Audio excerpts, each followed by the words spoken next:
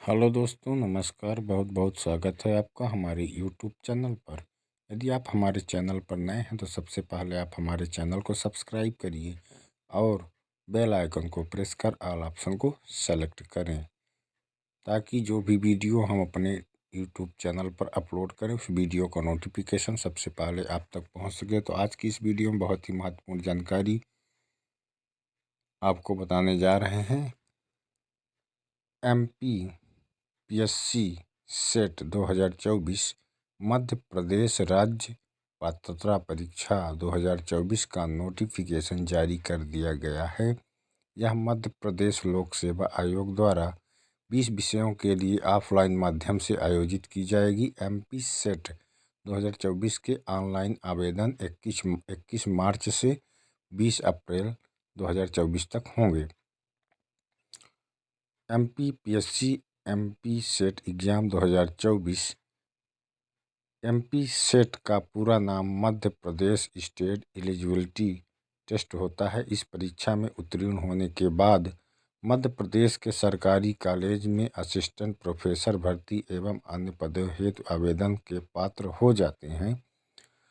Madhya Pradesh set परीक्षा MPPSC द्वारा प्रदेश 12 जिलों में निर्धारित परीक्षा केंद्रों पर ऑफलाइन माध्यम से आयोजित होगी। MPPSC MP सेट नोटिफिकेशन, योग्यता, आवेदक एवं अन्य जानकारी नीचे दी गई है, जैसा कि हम आगे आपको बताने वाले हैं। और हमारा वीडियो अच्छा लगे तो हमारे चैनल को सब्सक्राइब करना ना भूलिए और बेल आइकन को प्रेस कर ऑल ऑप्शन को ज़रूर सेलेक्ट करिए और हमारे वीडियो को ज़्यादा से ज़्यादा लाइक करें और शेयर भी करिए, ताकि आपके दोस्तों तक ये वीडियो पहुंच जाए और वो भी इस एग्ज़ाम का फॉर्म अप्लाई करके और कहीं न कहीं रोज़गार प्राप्त कर सकें। तो बहुत ही इम्पोर्टेंट जानकारी इस वीडियो के द्वारा हम आपको प्रदान कर रहे हैं और इसी प्रकार से आगे भी प्रदान करेंगे। तो चलिए बात करते हैं कि MPPSC में MP सेट का जो एग्ज़ाम होने वाला है ये ऑफलाइन होगा, ऑनलाइन नहीं होगा। और इसके लिए 12 जो है परीक्षा 12 जिलों में निर्धारित परीक्षा केंद्र बनाए जाएंगे और इसका फॉर्म जो है 21 मार्च से 20 अप्रैल 2024 तक भरा जाएगा। तो चलिए आगे देखते हैं। पहला बिंदु है आवेदन प्रारंभ तिथि। मध्य प्रदेश सेट के आवेदन 21 मार्च 2024 से शुरू होंगे। दूसरे बिंदु में दिया गया कि आवेदन की अंतिम तिथि जो होगी MPPSC सेट के ऑनलाइन आवेदन करने की अंतिम तिथि 20 अप्रैल 2024 है,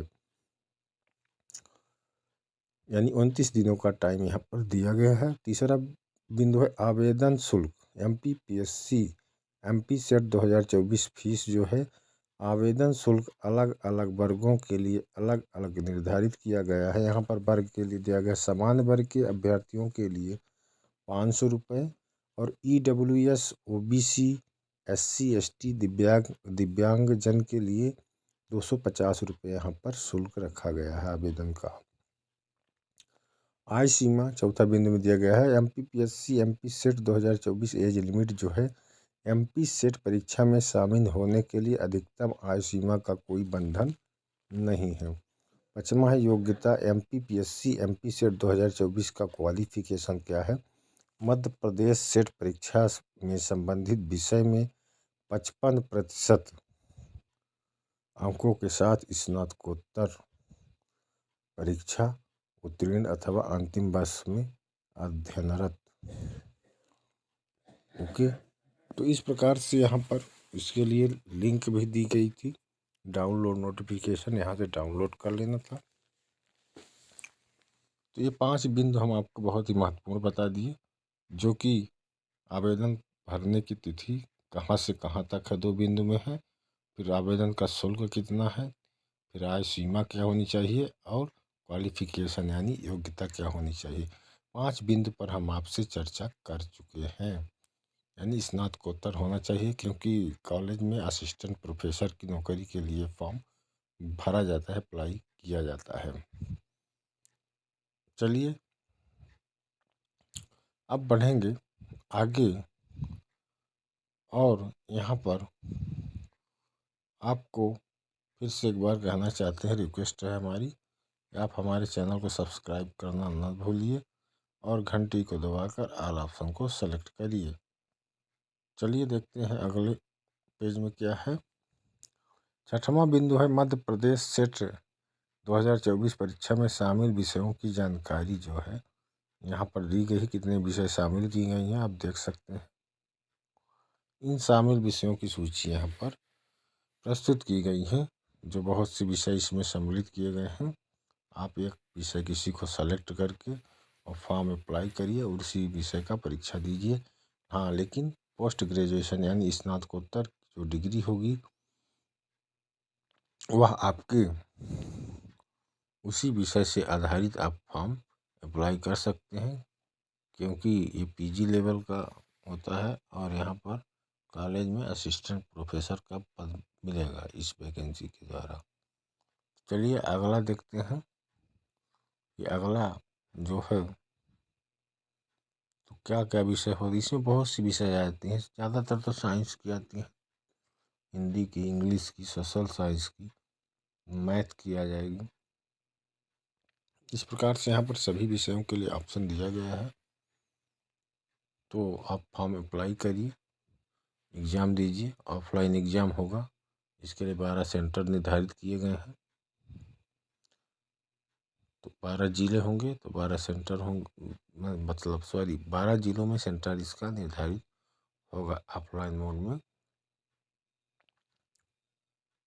तो यदि हमारा वीडियो अच्छा लगे तो हमारे वीडियो को ज़्यादा से ज़्यादा लाइक करिए और शेयर भी करिए, क्योंकि हम एजुकेशन से संबंधित वीडियो अपलोड कर रहे हैं यहाँ पर न्यूज। तो ये प्रमुख रूप से ख़ास तौर से इस चैनल पर अतिथि शिक्षकों के लिए जानकारी अपलोड करते हैं, लेकिन यहाँ पर हम उसके अलावा भी कुछ वीडियो अपलोड करते हैं जो समस्त मध्य प्रदेश के एजुकेटेड यानी शिक्षित व्यक्तियों के लिए इम्पोर्टेंट है। यहाँ पर 10 बिंदु दिए गए थे, 12 बिंदु आप देख लिए होंगे। फिर इसके बाद कहता है कि 7वां बिंदु में MPPSC MP set 2024 exam centre city list, यानी एग्ज़ाम सेंटर का लिस्ट किस सिटी में है यहाँ पर इस प्रकार से दिया गया है। और इसमें साथ में बताया गया है कि एज लिमिट में कोई अधिकतम आय सीमा का कोई बंधन नहीं है। ज़्यादा एज का व्यक्ति है वो भी आप फॉर्म अप्लाई कर सकते हैं।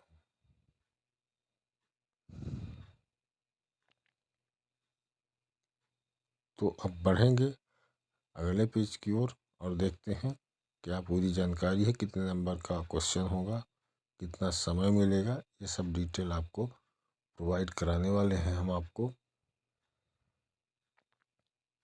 जो कि बहुत ही महत्वपूर्ण है।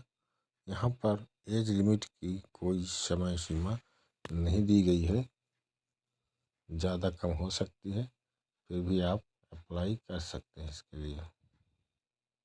तो ऑलरेडी एज लिमिट जो है 17 से 18 से ज़्यादा होना चाहिए। तो यहाँ पर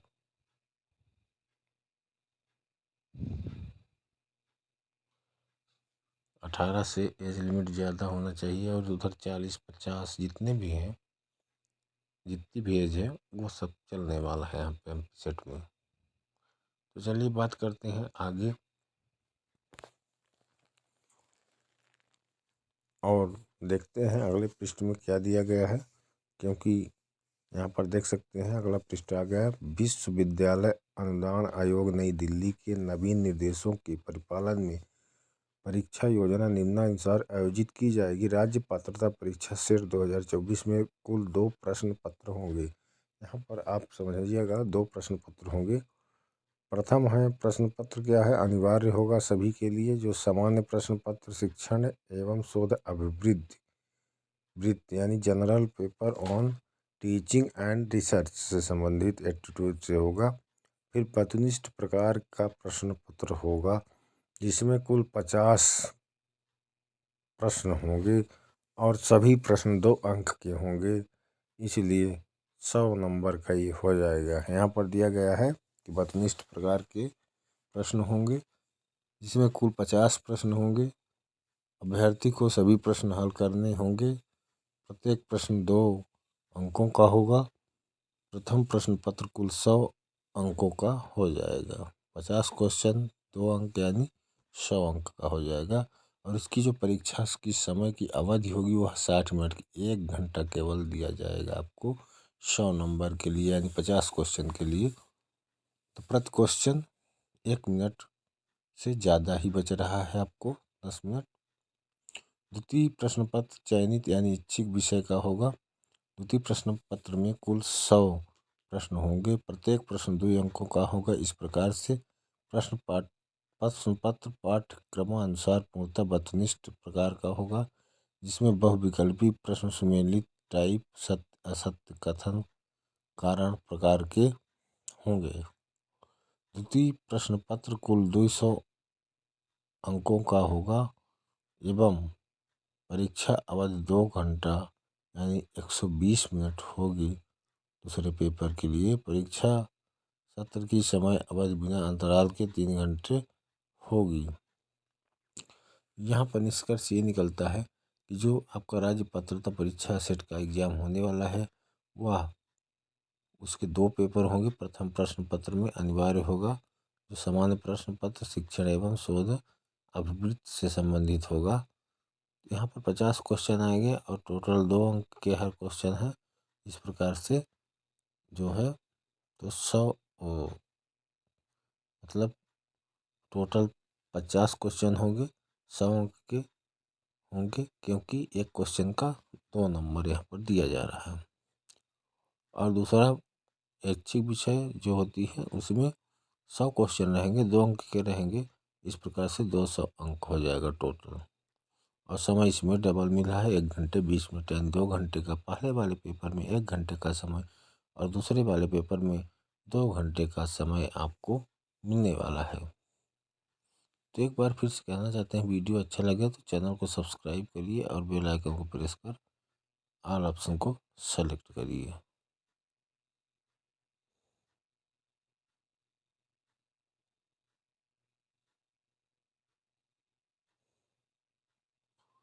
तो यहाँ पर टोटल प्रश्न आपके 150 होंगे जो 300 अंकों के हो जाएंगे दोनों पेपर मिला के। तो 2024 में chemical science, earth science, life science, mathematical science, physical science विषय के परीक्षा प्रारूप भी यूजीसी नेट परीक्षा प्रारूप के अनुसार रहेगा। CFIR के निर्देशानुसार मैथमेटिकल साइंस के पाठ्यक्रम में 4 इकाई हैं जो गणित एवं सांख्यिकी के अभ्यर्थियों के पाठ्यक्रम हेतु आवश्यक निर्देश उच्च शिक्षा विभाग कराए जाएंगे। म्यूजिक और परफॉर्मिंग आर्ट वेबसाइट पर आवश्यक दिशा निर्देश भी आयोग की वेबसाइट पर उपलब्ध रहेंगे। प्रश्न पत्र हल करते समय दिव्यांगजनों के सहलेखक की योग्यता स्नातक अथवा उससे कम होनी चाहिए। सहलेखक लेने की स्थिति में प्रथम प्रश्न पत्र में 20 मिनट तथा द्वितीय प्रश्न पत्र में 40 मिनट का अतिरिक्त समय दिया जाएगा। केवल ऐसे सहलेखक की पात्रता है के लिए परीक्षा सत्र की समयावधि बिना अंतराल के 4 घंटे होगी। सहलेखक हेतु पात्र दिव्यांगजन अभ्यर्थी सहलेखक की पूर्व आवश्यक प्रमाण पत्र प्रस्तुत कर तथा घोषणा पत्र भरकर अनुमति प्राप्त करें। तो ये आपका रहा पहला टॉपिक बिंदु। दूसरा बिंदु आ जाएगा किसी भी प्रश्न पत्र में ऋणात्मक मूल्यांकन। तो यहाँ पर जवाब आ गया है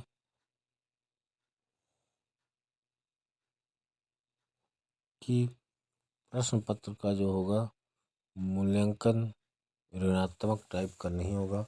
कि माइनस मार्किंग कहने का तात्पर्य इसमें एग्जाम में नहीं है। जितना भी करेंगे आपको सही आएगा, जितना करेंगे गलत जाएगा।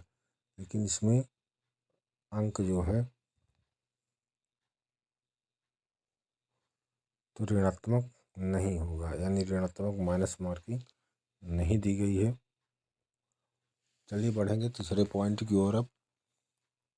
तो एक बार चैनल को सब्सक्राइब करना न भूलें और घंटी को दबाकर ऑल ऑप्शन को सेलेक्ट करें,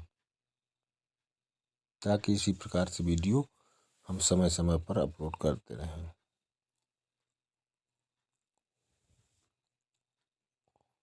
अब तीसरा बिंदु, यहाँ पर दूसरा बिंदु हो गया, पहला भी हो गया आपका, दूसरा हो गया। अब तीसरा बिंदु आने वाला है, देख सकते हैं। दूसरे में ही अभी बता रहे हैं परीक्षा परिणाम की घोषणा MP set 2024 result process set 2024 का परीक्षा परिणाम मध्य प्रदेश शासन की आरक्षण नीति नियम के अनुसार मध्य प्रदेश समान विश्वविद्यालय विभाग के अद्यतन निर्देशानुसार व निर्देशानुसार समय विषयों के दोनों प्रश्न पत्रों में को और संख्या स्लॉट के रूप में निर्धारित की जाएगी। सर्वप्रथम समस्त विषयों के दोनों प्रश्न पत्रों में सम्मिलित हुए अभ्यर्थियों की संख्या 0.6% को आर संख्या स्लॉट के रूप में निर्धारित की जाएगी।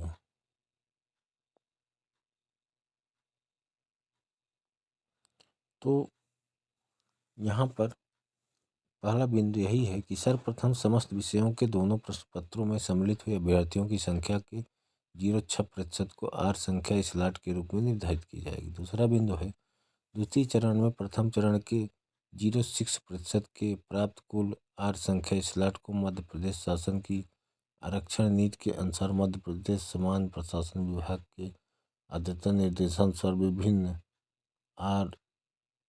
विभिन्न श्रेणियों के लिए निर्धारित आरक्षण प्रतिशत अनुसार आर संख्या स्लॉट आवंटित कर दोनों प्रश्न पत्रों में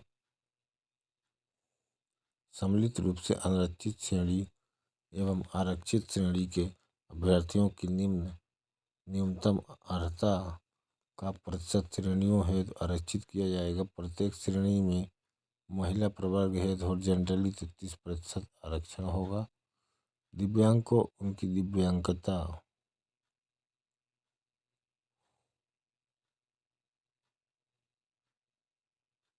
तो इस प्रकार से हमने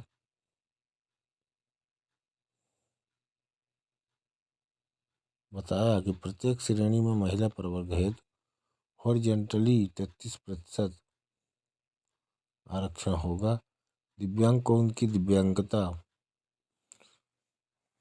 तो चलिए बढ़ते हैं अगले पेज की ओर,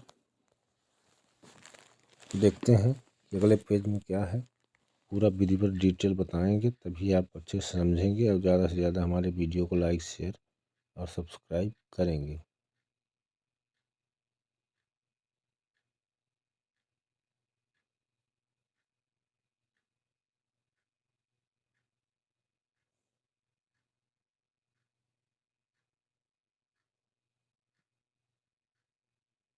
तो ये था आपका पहला चरण और द्वितीय चरण।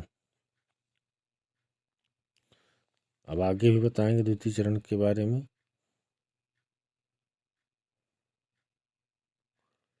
चलिए देख लेते हैं। प्रशासन विभाग के अद्यतन निर्देशानुसार विभिन्न श्रेणियों के लिए निर्धारित आरक्षण प्रतिशत अनुसार आर संख्या स्लॉट आवंटित कर दोनों प्रश्न पत्रों में सम्मिलित रूप से अनारक्षित श्रेणी एवं आरक्षित श्रेणी के अभ्यर्थियों की न्यूनतम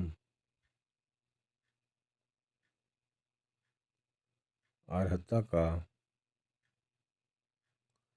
प्रतिशत श्रेणी हेतु आरक्षित किया जाएगा। प्रत्येक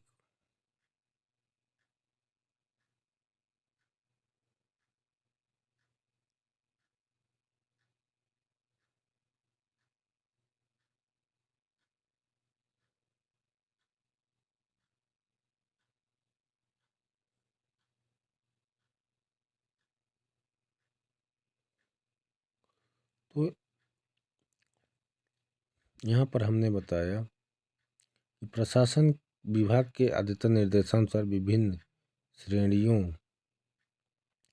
के लिए निर्धारित आरक्षण प्रतिशत अनुसार 8 संख्या स्लॉट आवंटित कर दोनों प्रश्न पत्रों में सम्मिलित रूप से आरक्षित श्रेणी एवं आरक्षित श्रेणी के अभ्यर्थियों की न्यूनतम अर्हता का प्रतिशत श्रेणियों हेतु आरक्षित किया जाएगा। प्रत्येक श्रेणी में महिला प्रवर्ग हेतु हॉरिजॉन्टली 33% आरक्षण होगा। दिव्यांगजन को उनकी दिव्यांगता श्रेणी के अनुसार राज्य शासन के निर्देशानुसार दिव्यांगजन के प्रवर्ग में दिव्यांगजन की श्रेणी अनुसार में कुल हॉरिजॉन्टली 06% आरक्षण होगा। तृतीय चरण सेट परीक्षा के प्रथम व द्वितीय दोनों प्रश्न पत्रों में सम्मिलित रूप से आरक्षित श्रेणी एवं आरक्षित श्रेणी के अभ्यर्थियों की न्यूनतम अर्हता का प्रतिशत